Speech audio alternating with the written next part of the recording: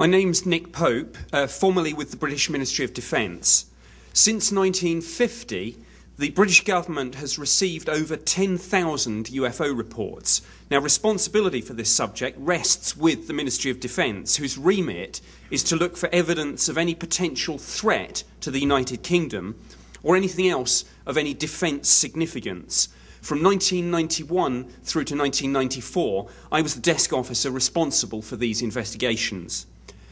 Most UFO sightings turned out to be misidentifications of things such as aircraft, satellites and meteors.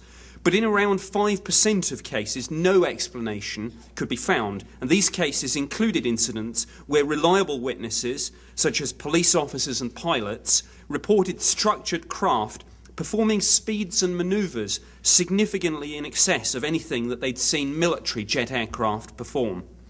Other cases, including in this category, involved UFOs tracked on radar and incidents where photos or videos were produced and where the MOD's technical experts found no evidence of any faking. The MOD actually takes no position on the nature of the UFO phenomenon, but I and some of my colleagues became privately convinced that whatever was going on, there were serious defence, national security and flight safety issues involved. In March 1993, I investigated a case where a UFO was seen by about 60 witnesses, including military personnel at 2 Air Force bases.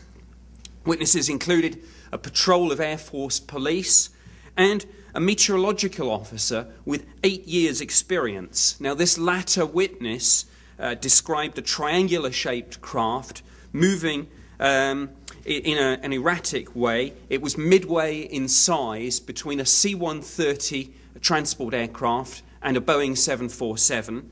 He said it was emitting a low-frequency humming sound, and he said it moved slowly at first before accelerating away to the horizon many times faster than a military jet.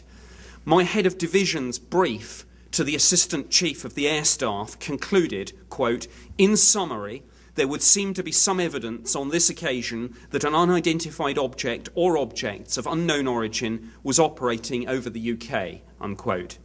The case file, published on the MOD's website, also mentions related inquiries from the US authorities, asking if the UK had a black program that might explain some UFO sightings involving large triangular-shaped craft.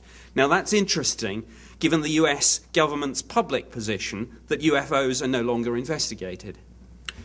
Britain's best-known UFO sighting occurred in 1980 and involved United States Air Force personnel from 2 military bases in the UK. There were multiple witnesses, and an object was seen to land in a place called Rendlesham Forest. A Geiger counter was used to take radiation readings at the landing site, and the assessment undertaken by the MOD's Defence Intelligence staff stated that the levels recorded seemed, quote, "significantly higher than the average background," unquote. We're fortunate to have 2 of the witnesses to these events here today, and I'd like to hand over to one of them now so he can give you some specifics. Thank you.